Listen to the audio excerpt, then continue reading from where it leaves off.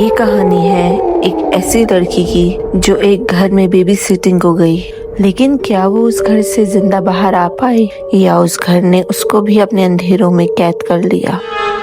سارا جو ایک یونیورسٹی اسٹوڈنٹ تھی، وہ پیسوں کی کمی کی وجہ سے اکثر پارٹ ٹائم جاب کیا کرتی تھی۔ زیادہ تر وہ بیبی سیٹنگ کا کام کرتی تھی۔ ایک دن وہ یونیورسٹی سے گھر آئی تو اس کے پاس ایک 4 سال کے بچے کے لیے بیبی سیٹنگ کا میسج آیا ہوا تھا اور ایک نمبر سے مس کال بھی آئی ہوئی تھی۔ وہ بہت تھکی ہوئی تھی، اس کا موڈ بالکل جانے کا نہیں تھا، لیکن اس کو کچھ بکس چاہیے تھیں جس کو خریدنے کے لیے اس کے پاس پیسے نہیں تھے، تو مجبوراً اس کو بیبی سیٹنگ کے کام کے لیے جانا پڑا۔ اس نے ایڈریس کے لیے کال کی، لیکن کال کسی نے ریسیو نہیں کی۔ پھر سارا نے میسج کیا کہ وہ بیبی سیٹنگ کے لیے تیار ہے اور اس کو ایڈریس بھیج دیں۔ فوراً ایک میسج آیا، اس پہ گھر کا ایڈریس لکھا تھا۔ جب سارا اس ایڈریس پہ پہنچی تو وہ گھر بہت ہی پرانا لگ رہا تھا۔ اس کے دروازے کے پاس اتنی مٹی جمع تھی جیسے کبھی یہاں کوئی آیا ہی نہ ہو۔ اس نے بیل بجائی تو دروازہ اپنے آپ کھل گیا اور اندر سے ایک بچے کی آواز آئی، آ جائیں، میں اندر ہوں۔ سارا تو پہلے بہت گھبرائی، لیکن پھر اس نے ہمت کر کے اندر قدم رکھا۔ جب وہ اندر گئی تو اندر سب کچھ نارمل تھا۔ اس نے آواز دی کہ کوئی ہے تو ایک پیارا سا بچہ اپنے روم سے نیچے آیا۔ اس نے کہا، آپ میرے ساتھ کھیلیں گی؟ جس پہ سارا نے ہنستے ہوئے کہا، ہاں بالکل، لیکن آپ کے مما بابا کہاں ہیں؟ جس پر اس بچے نے بہت اداسی سے کہا کہ وہ تو کب کے چلے گئے، کیا آپ بھی مجھے اکیلا چھوڑ کے چلی جائیں گی؟ جس پر سارا کو بہت برا لگا۔ اس نے اس بچے کو بہت پیار کیا اور بولا، نہیں، میں تو تمہارے ساتھ یہاں کھیلنے آئی ہوں۔ سارا نے سوچا، کیسے غیر ذمہ دار پیرنٹس ہیں، ایسے ہی بچے کو چھوڑ کے چلے گئے۔ سارا نے بچے کے ساتھ خوب کھیلا اور اس بچے نے کہا کہ مجھے بھوک لگی ہے۔ سارا نے کہا، تم اپنے کمرے میں جاؤ، میں کچھ کھانے کو لاتی ہوں۔ سارا کچن میں گئی تو وہاں اس نے فریج میں چیک کیا تو اس میں دودھ اور بریڈ رکھی تھی۔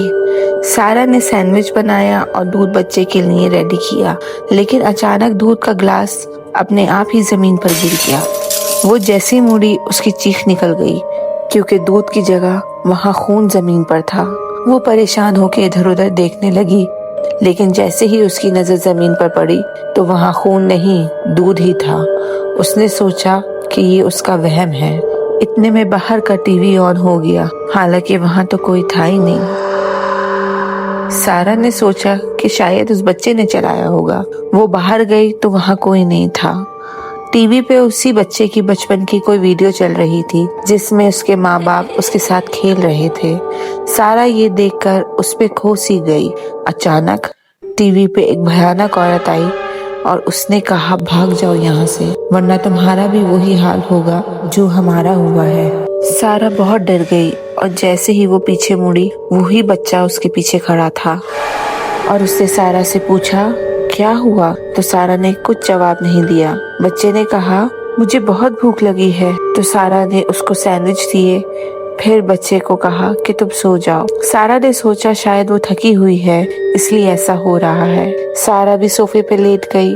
ٹی وی دیکھتے دیکھتے اس کی آنکھ لگ گئی۔ تھوڑی دیر بعد اس کو عجیب و غریب آوازیں آنے لگی اور اس کو ایسا لگا کہ کوئی اس کا گلا دبا رہا ہے۔ اس کی آنکھ کھلی تو اس کی خوف سے آواز ہی بند ہو گئی۔ جو گھر بالکل ٹھیک ٹھاک تھا، اب وہاں بالکل اندھیرا تھا اور سارے سامان پہ گرد تھی، جیسے وہاں کوئی رہتا ہی نہ ہو۔ وہ گھر بہت ہی خوفناک لگ رہا تھا۔ سارا نے بھاگنا چاہا، لیکن دروازہ لاک تھا۔ سارا کھڑکی کی طرف بڑھی کہ وہاں سے وہ نکل جائے، لیکن کوئی فائدہ نہیں ہوا، سب کچھ لاک تھا۔ پھر اس کو اوپر سے کسی بچے کی ہنسنے کی آواز آنے لگی۔ وہ ڈرتے ڈرتے اوپر گئی تو وہاں کوئی نہیں تھا۔ وہ بری طرح رونے لگی۔ اس کمرے میں اس کی نظر ایک ڈائری پر پڑی۔ یہ ڈائری شاید اس کی ماں کی تھی، جس میں اس بچے کے بارے میں ہر بات لکھی تھی، اور آخری پیج پہ جو لکھا تھا اسے پڑھ کر سارا کو اپنی آنکھوں پہ یقین نہیں ہوا۔ اس پہ لکھا تھا کہ آج میرے بیٹے کو مرے ہوئے 2 سال ہو گئے ہیں۔ کاش اس رات ہم اس بیبی سیٹر پہ اپنے بچے کو چھوڑ کے نہ جاتے تو آج ہمارا بچہ زندہ ہوتا۔ اس نے چند پیسوں کے لیے ہمارے بچے کو مار ڈالا۔ اب ہم یہاں نہیں رہ سکتے۔ سارا یہ پڑھ کر لرز کر رہ گئی۔ وہ بھاگنے کے لیے پیچھے مڑی तो वही बच्चा उसके सामने था, लेकिन अब वो बच्चा बहुत ही खतरनाक लग रहा था। काली आंखें, ठंडा बेजान जिस्म और सर पे बहुत गहरी चोट का निशान, जिससे अभी भी खून टपक रहा था। उसने कहा, तुम कहीं नहीं जा सकती हो, तुम भी मरोगी जैसे मैंने हर बेबी सिटर को मारा है। सारा ने कहा, प्लीज ऐसा मत करो, मैं तुम्हारी मदद करूंगी। ये सुन के उस बच्चे ने कहा, मुझे वही लड़की चाहिए जिसने मुझे मारा है। ये कह के उसने दीवार की तरफ इशारा किया तो उस पर उस लड़की का स्केच बन गया। सारा उस लड़की को फौरन पहचान गई क्योंकि वो उसी की यूनि में पढ़ती थी। सारा ने उसे कॉल करके किसी बहाने से बुलाया। जब वो उस घर में पहुंची, उसने सारा को कॉल की। सारा ने उसे अंदर आने का कहा। रात होने की वजह से वो लड़की उस जगह को सही से नहीं पहचान पाई और घर के अंदर चली गई। जैसे ही वो अंदर गई, उस बच्चे ने उस लड़की को हवा में उठा के दीवार पे पटक दिया। तब तक मारता गया जब तक उसकी आधी जान न निकल गई। वो लड़की बच्चे को देख के पहचान गई और उसको याद आया कि वो 5 साल पहले इस घर में बच्चे की बेबी सिटिंग के लिए आई थी और उस बच्चे ने उसको चोरी करते हुए देख लिया था। और तब उसने उस बच्चे के सर पे एक भारी स्टैचू से वार किया।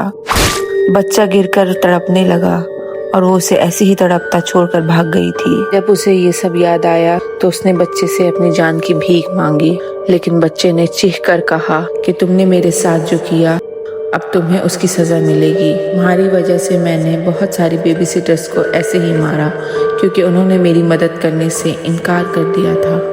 ये कहकर बच्चे ने वही भारी स्टैचू उठा के उस लड़की के सर पर मारा और तब तक मारता रहा जब तक वो बेजान न हो गई। सारा ये सब अपनी आंखों से देख रही थी। उसकी हालत बहुत खराब हो गई थी। वो लड़की जैसे ही मरी, हर खिड़की दरवाजे खुल गए और वो बच्चा भी गायब हो गया। सारा ने शुक्र अदा किया कि उस बच्चे को इंसाफ मिला। उस घर से बाहर निकली और अब वो उस घर से आजाद थी। वो अपनी गाड़ी में बैठी और जैसे ही उसने गाड़ी स्टार्ट करके मिरर में देखा तो वही खौफनाक बच्चा पीछे सीट पे बैठे मुस्कुरा रहा था और उसने कहा, दीदी, आपने कहा था ना मेरे साथ खेलोगी और अब मैं आपके साथ ही रहूंगा। अगर आपको ये कहानी पसंद आई है तो अभी हमारा चैनल सब्सक्राइब करें और बेल आइकन प्रेस करना ना भूलें ताकि आइंदा आने वाली कहानियाँ आप तक पहुँच सके।